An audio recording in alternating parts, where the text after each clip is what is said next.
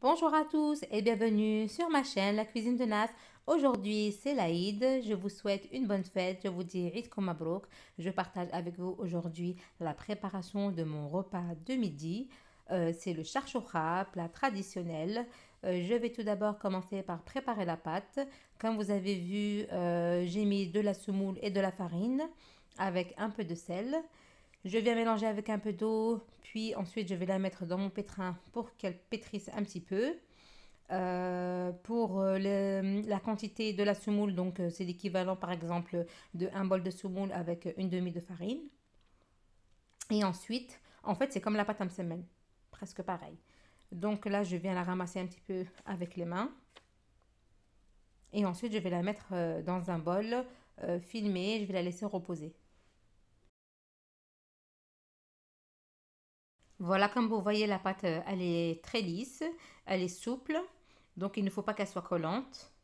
Donc là, je récupère ma pâte qui a reposé. Je vais ensuite venir faire des petites boules. On fait pareil, que comme les msemen, comme les mhajib, c'est la même chose. Donc là, je vais faire mes petites boules et ensuite je vais les filmer et je vais les laisser reposer encore une deuxième fois. En fait, le fait de laisser reposer mes petits pâtons, ça va me faciliter après quand je vais vouloir les étaler. Voilà, je les réserve de côté. Là, ils ont reposé et je les récupère. Je prends un bol, je mets de l'huile et de l'eau mélangée et je vais venir les étaler une par une. Donc là, moi, je vais prendre deux pâtons que je vais superposer. Comme ça va aller plus vite. Voilà. Mais à la cuisson, elles vont se séparer. Elles vont pas rester collées. Donc là, comme vous voyez, je viens l'étaler finement. Et pendant ce temps-là, j'ai ma poêle qui est en train de chauffer. Et une fois qu'elle est chaude, je vais la mettre à cuire sur le gaz. Là, on l'a pas très bien vu comment j'ai récupéré ma petite crêpe feuilletée, mais on va le voir après, il n'y a pas de souci. Là, je recommence l'opération. Je prends toujours deux par deux que je superpose et je viens étaler finement. En fait, je vais faire ça jusqu'à ce que je n'ai plus de pâte. Donc là, je l'étale finement et je mets à cuire. Et je vais vous montrer la cuisson. Il faut aussi que je vous précise que la quantité que vous voyez là des petites boules, c'est pas grand chose, surtout quand vous avez une famille. Là, moi j'en ai déjà et c'était juste pour en avoir encore un peu plus. Mais sinon, là, ce que je viens de faire, la quantité que je viens de faire, c'est vraiment pas grand chose, hein. Donc là, on est du côté de la cuisson. Voilà comment je procède. Je me mets sur ma crêpière, je tourne de temps à autre. Là, quand vous voyez que je fais ça, c'est parce que les rebords, des fois, elles sont plus épaisses. Donc, je les mets pour que les rebords aient cuit. Voilà, l'esthétique, on s'en fout. De toute façon, on va les couper après. Là, vous voyez à la cuisson, ça gonfle. En fait, c'est mes deux pâtes que j'ai superposées. Là, dès qu'elles gonflent, elles sont en train de se séparer. Donc, de temps à autre, je vais venir taper avec ma main pour qu'elles se séparent entre elles. Donc là, vous voyez, j'ai un petit peu brûlé ma crêpe. Quand il y a du brûlé comme ça, on l'enlève. On frotte les deux parties l'un contre l'autre pour retirer donc du coup le brûlé. Comme je viens de faire.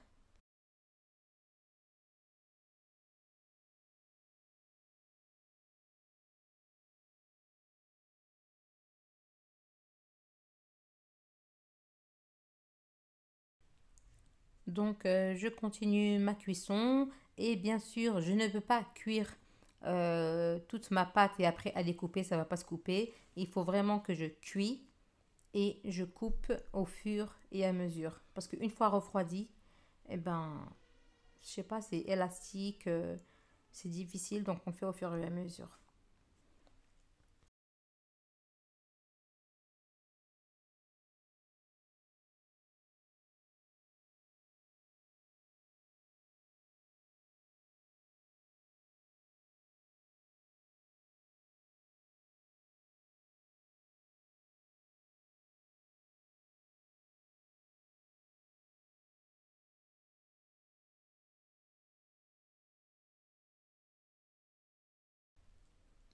Et voilà, j'ai terminé toute ma pâte.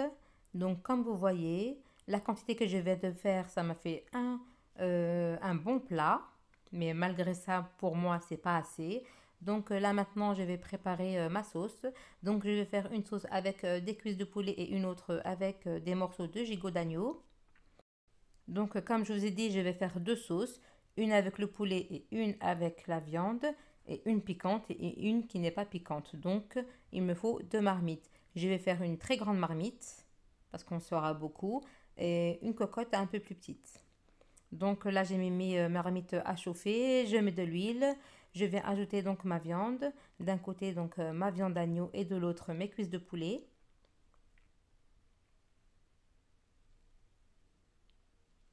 Donc je vais laisser saisir ma viande pour qu'elle ait une bonne coloration.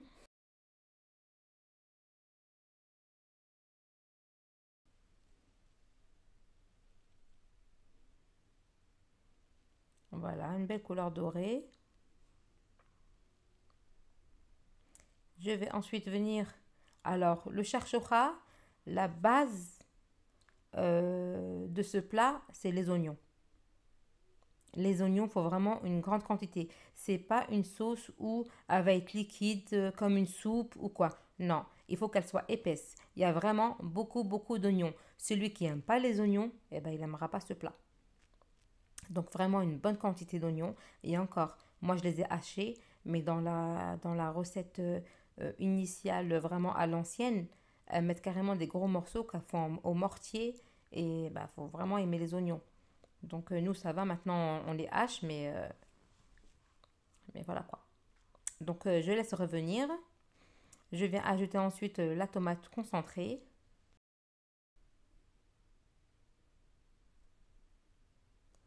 J'ajoute ensuite ma purée de tomates aussi.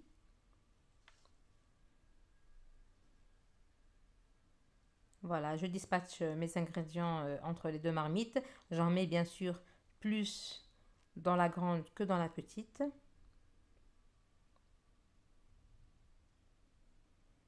Et maintenant, je mets mes carottes qui va donner un super bon goût. On va même pas voir qu'il y a des carottes après parce qu'elles vont fondre. Là, je mets mon piment aussi. Là, j'ajoute l'ail. Et là, je vais commencer à mettre mes épices. Donc là, dans la grande marmite, je mets 2 cuillères à soupe et d'épices pour sauce rouge. Et dans la petite, je mets une demi. Je vais mettre de la coriandre, du paprika, du gingembre, du poivre, du piment.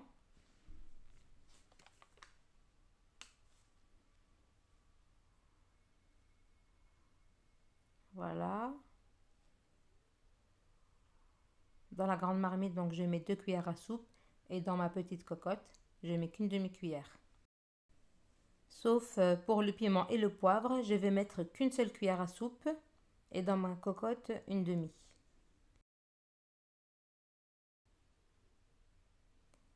Voilà, je mélange le tout et je laisse mijoter un petit peu. Je n'oublie pas bien sûr le sel.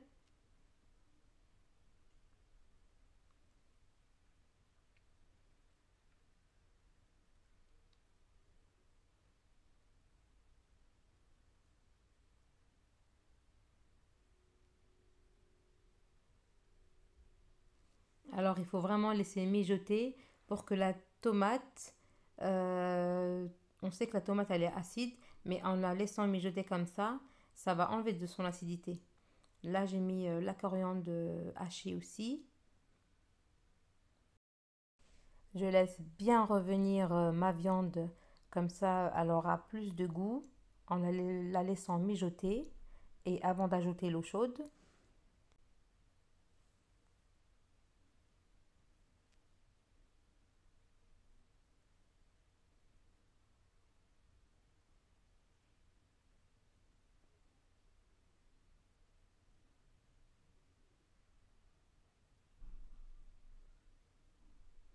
Alors comme je vous ai dit, je vais faire une sauce piquante.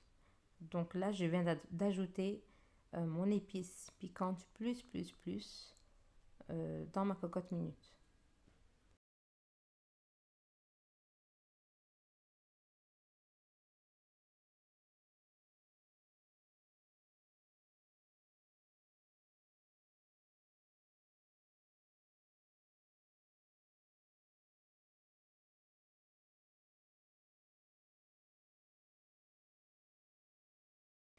Voilà, après avoir laissé longuement mijoter, je viens ajouter l'eau bouillante. Voilà, j'essaie de remplir ma marmite et ma cocotte minute. Je viens mélanger régulièrement pour pas que ma viande colle au fond de ma marmite ou de ma cocotte. Donc c'est pour ça que je mélange régulièrement.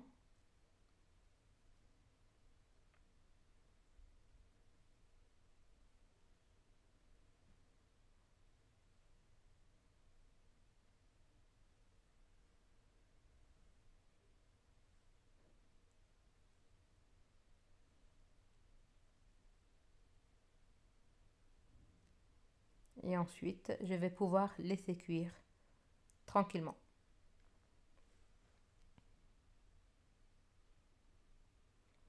Donc je referme ma cocotte et ma marmite. Je vais la couvrir aussi.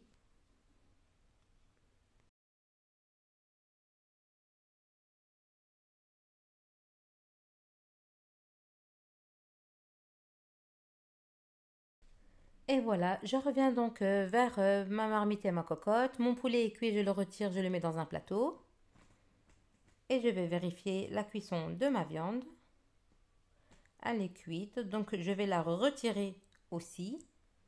Comme ça, je vais pouvoir mettre mes chowates qu'on a préparés tout à l'heure dans la sauce. Il ne faut pas qu'il y ait la viande à l'intérieur parce que la viande, on va la déposer après au-dessus.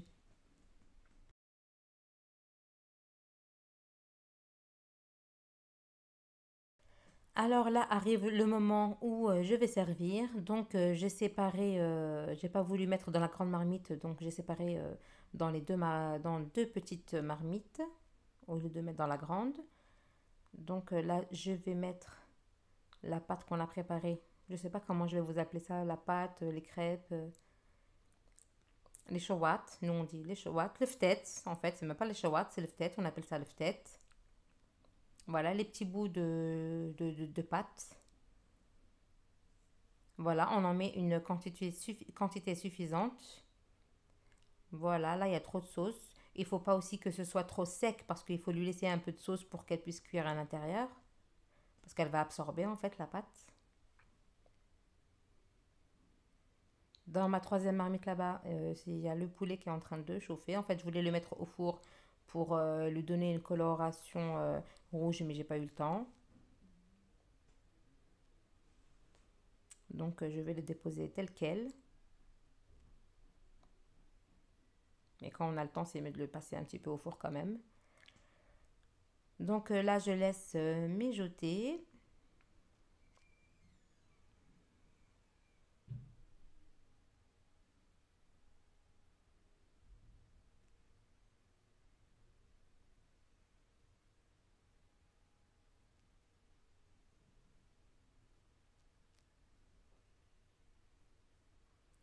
Donc là, ma petite sœur qui est en train de snapper, qui s'impatiente.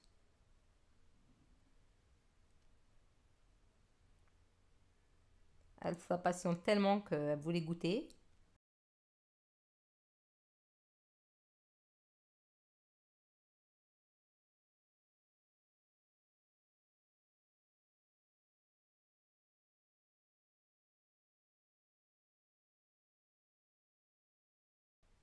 Voilà, on mélange régulièrement pour pas que ça colle au fond de la marmite.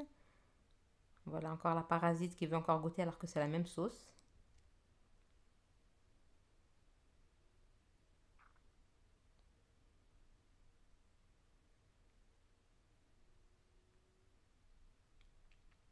Donc une fois que ma pâte est cuite, comme vous voyez, je viens verser dans mon grand plat.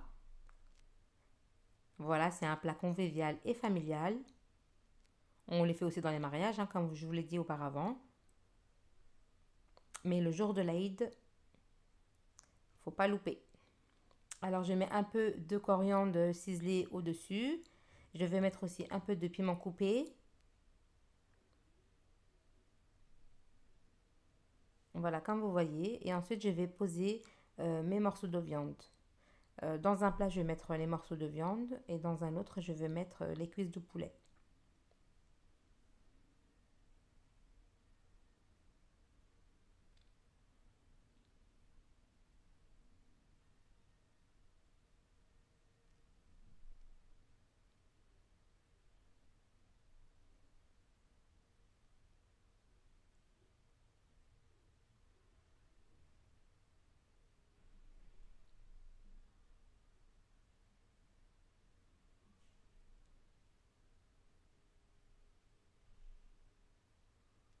Et voilà, nos deux plats prêts à servir et prêts à déguster. J'espère que cette vidéo vous aura plu. Je vous dis encore une bonne fête et je vous dis à bientôt. Et je vous répète encore, Eid Mabrok.